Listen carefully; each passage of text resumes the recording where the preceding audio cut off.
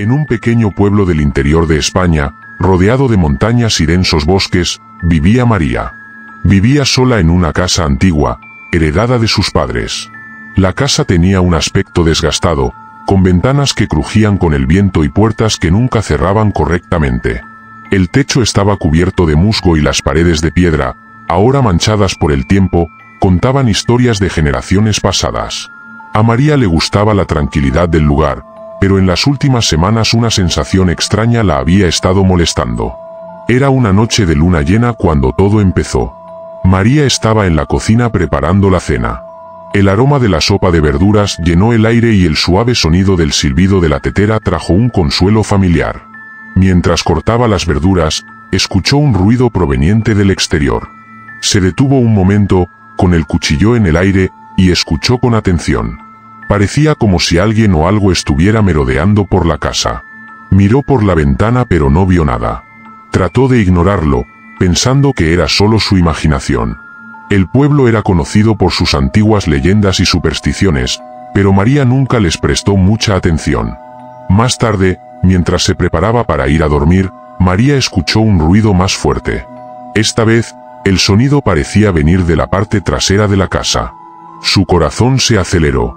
Cogió un cuchillo de la cocina y fue a investigar. La casa, con sus pasillos largos y oscuros, parecía más aterradora esa noche. Cuando abrió la puerta trasera, entró un viento frío que la hizo temblar. No vio a nadie, solo el silencio de la noche y el susurro de las hojas. Intentó calmarse, diciéndose que tal vez era solo un animal. A la mañana siguiente, María decidió reforzar la seguridad de la casa. Cerró todas las puertas y ventanas antes de salir a comprar al pueblo. Mientras caminaba por las calles adoquinadas, notó que los vecinos la miraban con extrañeza. Los comentarios susurrados sobre la luna llena y los peligros de la noche eran comunes entre los mayores. María, sin embargo, siempre encontró estas historias exageradas.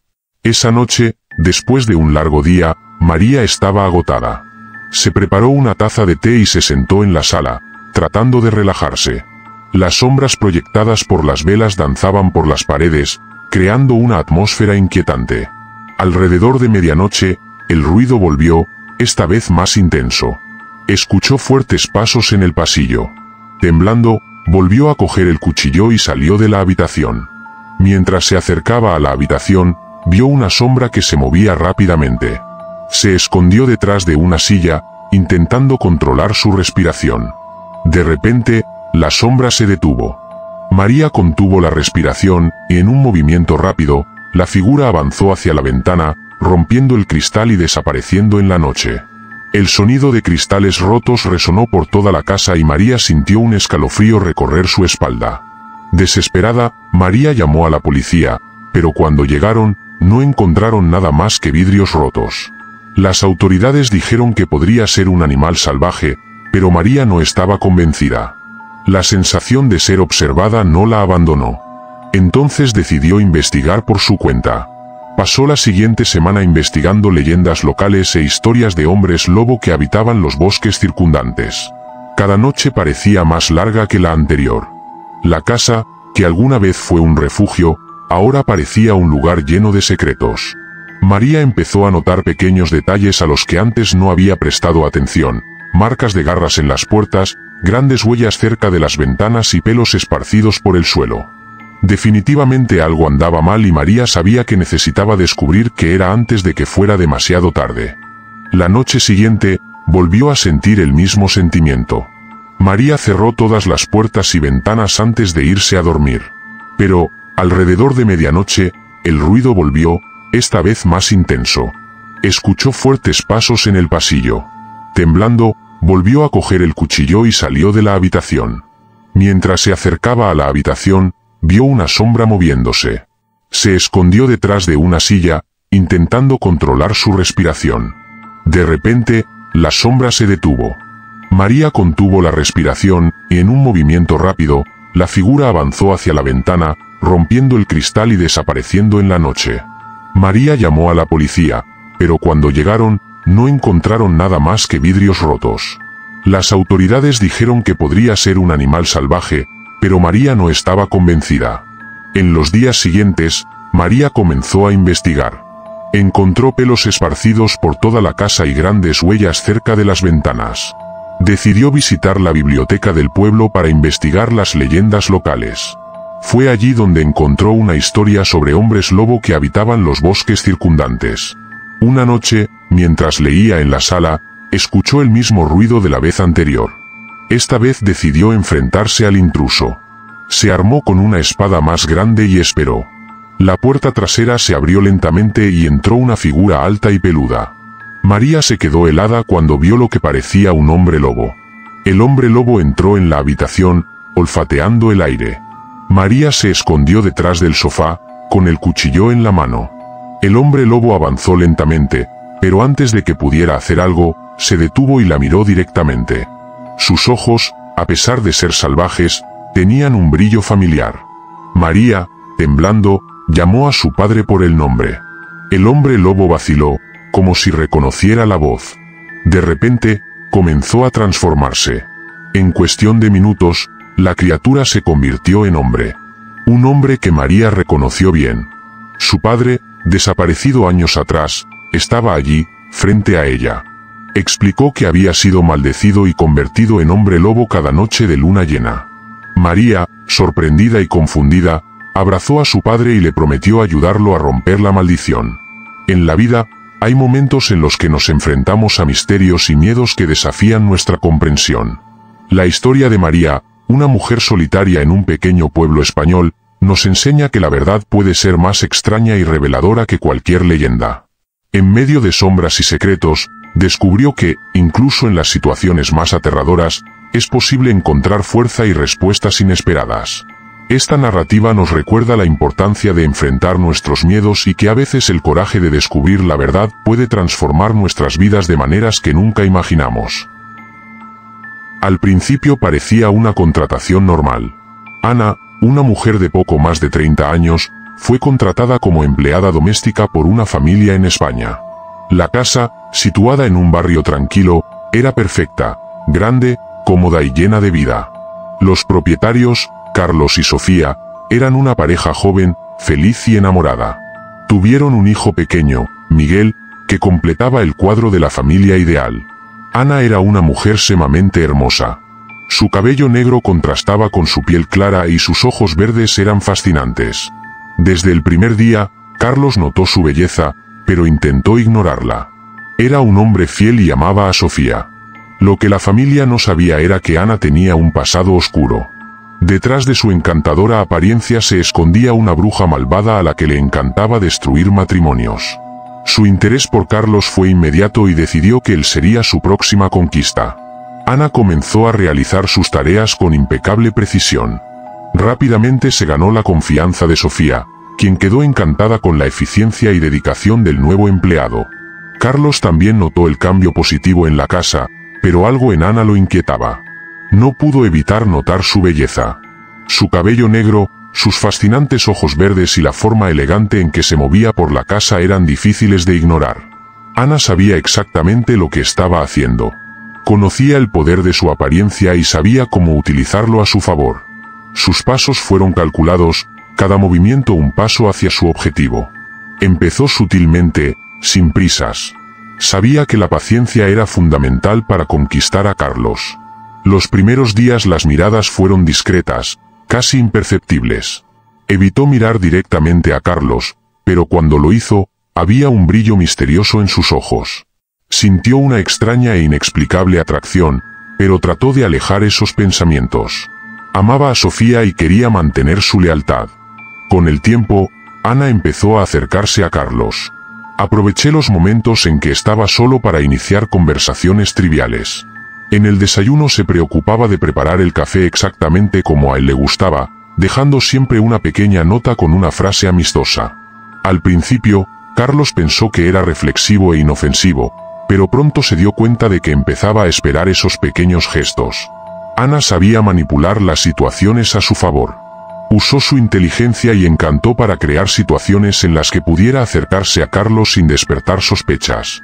Un día, por ejemplo, mientras Sofía estaba ocupada con Miguel, Ana encontró a Carlos en el jardín, arreglando algunas plantas. ¿Necesita ayuda, señor?, preguntó Ana, con una sonrisa encantadora. Oh, no te preocupes, Ana, solo estoy arreglando algunas cosas aquí, respondió Carlos, tratando de mantener la distancia. Me gusta la jardinería, ¿sabes? Mi trepos. Ana se arrodilló junto a él, comenzando a mover la tierra. Carlos no pudo evitar oler su perfume, una mezcla dulce y envolvente. Con el paso de los días, Ana intensificó sus esfuerzos. Comenzó a usar ropa un poco más ajustada, resaltando sus curvas, pero sin parecer vulgar. Cada vez que pasaba junto a Carlos, encontraba una excusa para tocarlo levemente. Un brazo, un hombro, un toque de la mano. Carlos sintió un escalofrío con cada contacto, pero trató de alejar esos sentimientos. Ana también supo crear momentos de vulnerabilidad. Un día, cuando Sofía estaba fuera, Ana pidió hablar con Carlos. Dijo que tenía problemas personales y necesitaba a alguien con quien hablar. Carlos, sintiéndose obligado a ayudar, accedió. Se sentaron en la sala y Ana comenzó a contar una historia triste sobre su pasado, fabricada para generar empatía. Perdí a mi madre muy temprano, y mi padre, bueno, nunca estuvo.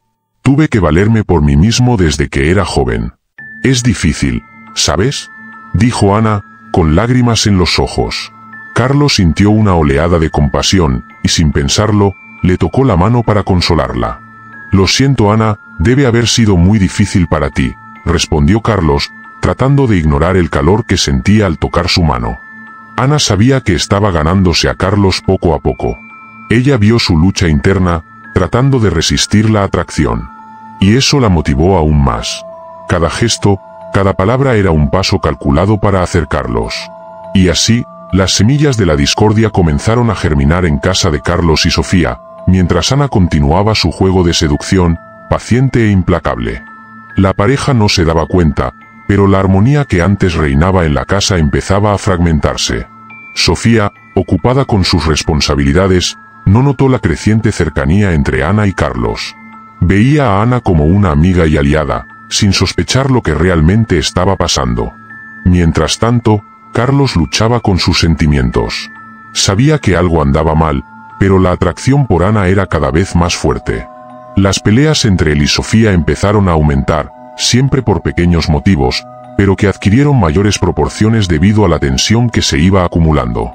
Ana, por su parte, siguió jugando a su juego, sabiendo que cada día estaba más cerca de conseguir su objetivo. Y así, la casa que alguna vez fue un hogar lleno de amor y felicidad comenzó a corroerse por la presencia de Ana, la bella doncella de oscuras intenciones. Una vez más, Ana comenzó a utilizar sus conocimientos de brujería para debilitar la relación de Carlos y Sofía. Diariamente se realizaban pequeños hechizos, esparcidos por la casa en forma de objetos aparentemente inofensivos. Un espejo roto aquí, una planta marchita allá, todo era parte de su plan. Carlos comenzó a sentirse extrañamente atraído por Ana. Sabía que algo andaba mal, pero no pudo resistirse. Las peleas entre él y Sofía comenzaron a aumentar, y la armonía que antes reinaba en la casa fue reemplazada por tensión y desconfianza. Ana aprovechó cada oportunidad para acercarse a Carlos. Una noche, mientras Sofía estaba ocupada con Miguel, Ana encontró a Carlos en el jardín. Hablaron durante horas y ella consiguió que él hablara sobre sus problemas. Ana lo consoló, haciéndolo sentir comprendido y querido. La situación en la casa se deterioró rápidamente. Sofía empezó a darse cuenta de que algo andaba mal, pero no podía identificar el problema. Ana, siempre sonriente y servicial, continuó realizando sus hechizos en secreto. Una noche, Carlos no pudo resistir más. Él cedió a los encantos de Ana y tuvieron una aventura. Sofía, sintiendo que algo andaba mal, decidió confrontar a Carlos. La discusión fue intensa y, en el calor del momento, lo confesó todo. Sofía, desolada, echó a Ana de la casa. Pero la bruja no se fue sin antes lanzar un último hechizo. Esa noche, Sofía tuvo una horrible pesadilla. Vio a Ana, con sus ojos verdes brillando de maldad, riendo y prometiendo regresar.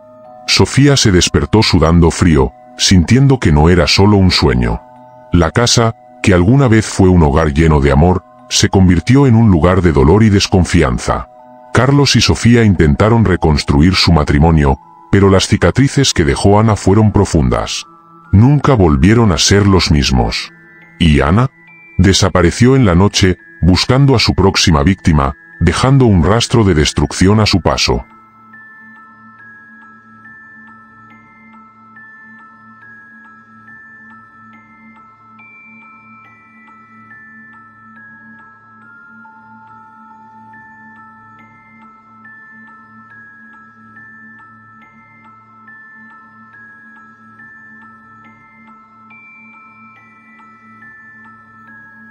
En una fría noche de invierno, en el pequeño pueblo de El Escorial, llegó el padre Juan para asumir su nuevo puesto en la iglesia local.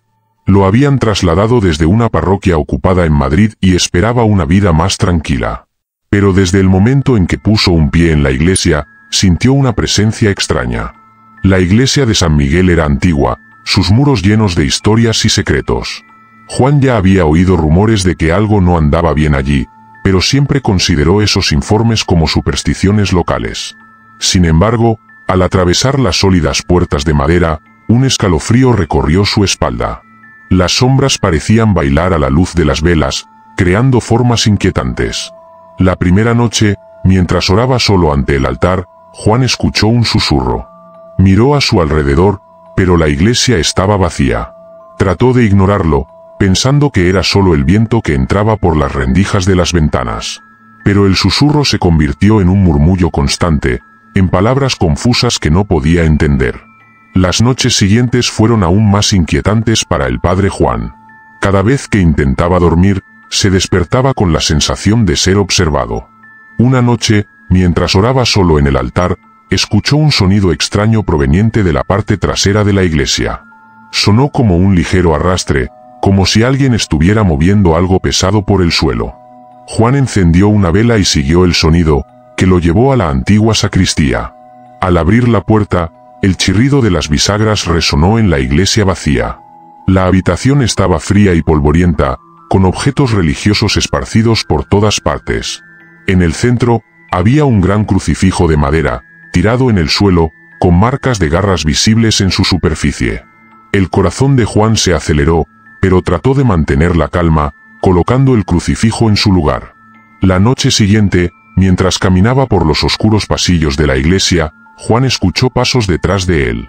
Se dio vuelta rápidamente, pero no había nadie. Las velas se apagaron repentinamente, sumiendo a la iglesia en total oscuridad. Juan sintió una mano helada en su hombro, y al girarse, vio una figura confusa, como una sombra, desaparecer en la oscuridad. Era una presencia tan intensa que casi podía sentir el odio que emanaba de ella. Al día siguiente, Juan decidió investigar más sobre la historia de la iglesia.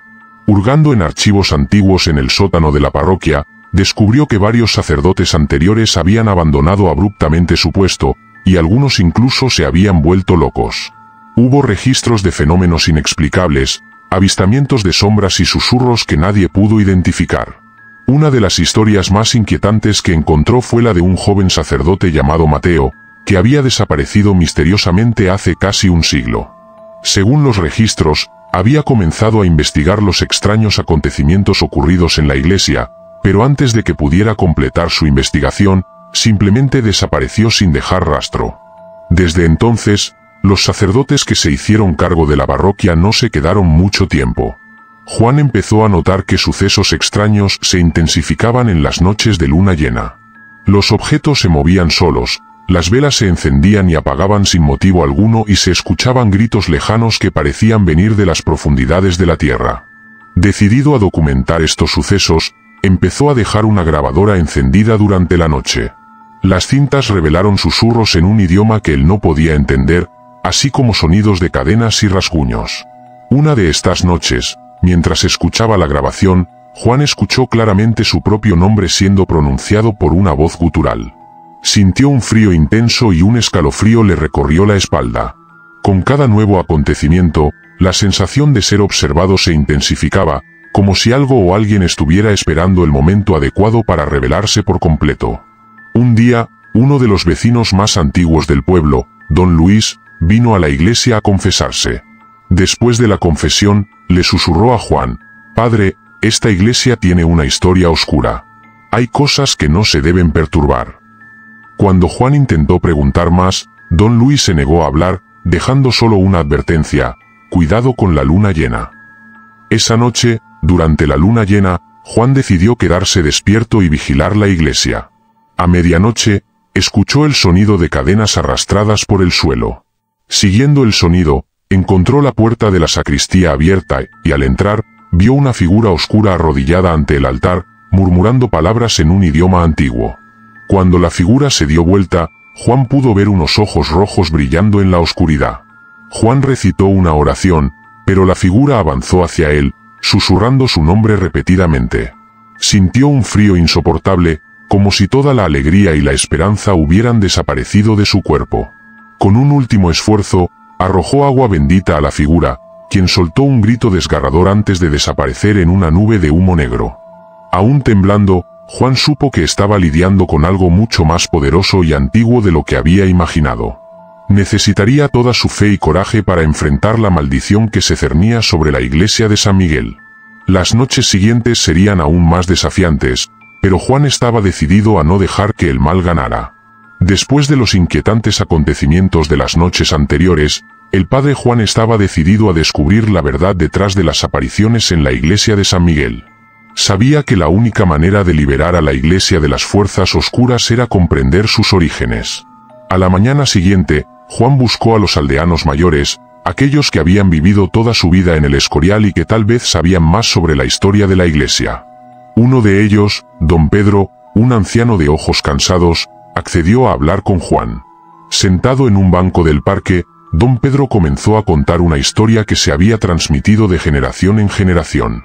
Hace muchos años, en el siglo XVII, comenzó, había un sacerdote llamado Esteban.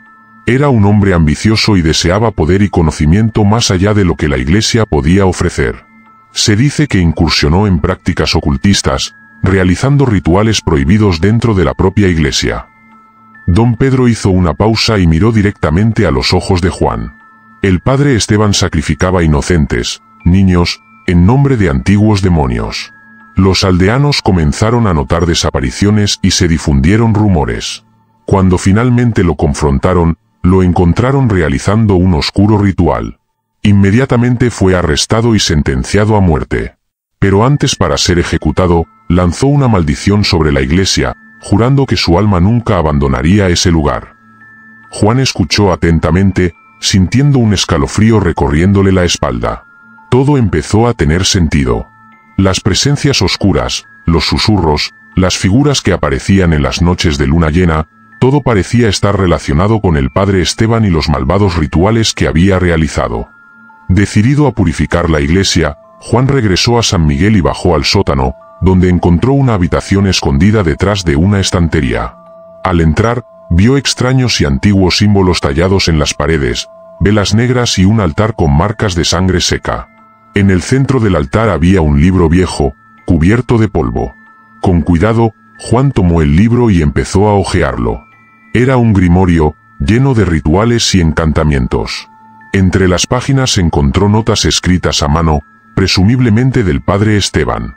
Las notas describían los oscuros rituales que había realizado y los pactos que había hecho con entidades malignas. En una de las páginas estaba el ritual específico que había puesto la maldición sobre la iglesia.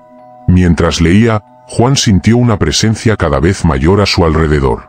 Las sombras parecieron acercarse a él, haciendo que la habitación se volviera cada vez más oscura. Pero continuó leyendo, decidido a encontrar una manera de romper la maldición. Un pasaje del libro llamó su atención. Describía un ritual de purificación que podía realizarse para romper la maldición, pero era un proceso peligroso que requería gran fuerza de voluntad y fe.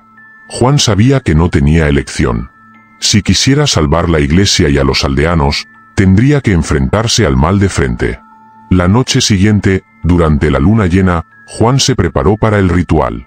Con agua bendita, crucifijos y el grimorio en mano, inició las oraciones. Las sombras de la iglesia empezaron a agitarse, como si intentaran detener el ritual. La temperatura bajó drásticamente y Juan sintió un viento helado soplando por todo el lugar.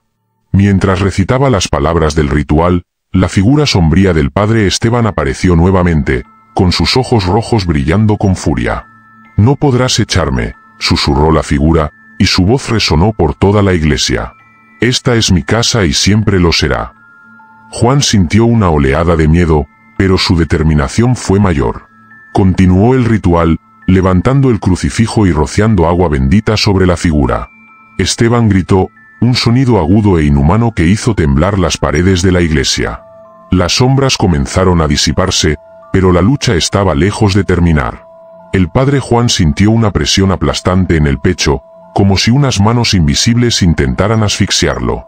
Con todas sus fuerzas recitó las palabras finales del ritual. La figura de Esteban gritó una vez más antes de desaparecer en un estallido de luz. Las sombras se disiparon por completo y la iglesia quedó en absoluto silencio. Convencido de que la iglesia estaba maldita y que los rituales del padre Esteban eran la causa, el padre Juan decidió realizar un exorcismo completo para purificar el lugar. Sabía que la tarea sería arriesgada y peligrosa, pero su fe y determinación eran inquebrantables. La noche elegida para el exorcismo, Juan se preparó meticulosamente. Reunió agua bendita, crucifijos, velas y el antiguo grimorio que había encontrado en el sótano. Sabía que necesitaría todas sus fuerzas espirituales y físicas para enfrentar el mal que habitaba en la iglesia. La iglesia de San Miguel estaba silenciosa y a oscuras cuando Juan comenzó los preparativos. Encendió las velas y las colocó alrededor del altar, creando un círculo de luz. Luego comenzó a recitar oraciones protectoras, pidiendo fuerza y coraje para enfrentar las fuerzas oscuras. A medida que avanzaba la noche, la temperatura en la iglesia comenzó a bajar drásticamente. Un viento helado recorría los pasillos, haciendo revolotear las velas. Juan sintió una presencia creciente a su alrededor, como si lo observaran ojos invisibles. Mientras recitaba las oraciones del exorcismo, escuchó pasos que resonaban en las sombras. Se giró y vio la figura sombría de Esteban materializándose ante él, con sus ojos rojos brillando con malevolencia. «No podrás echarme», murmuró la figura, y su voz resonó por toda la iglesia. «Esta es mi casa y siempre lo será». Juan sintió una oleada de miedo, pero no dejó que eso lo detuviera. Levantó el crucifijo y comenzó a rociar agua bendita en dirección a Esteban.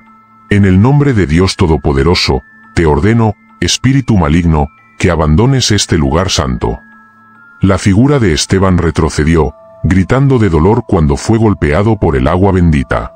Las sombras circundantes parecieron moverse, como si intentaran proteger a su maestro.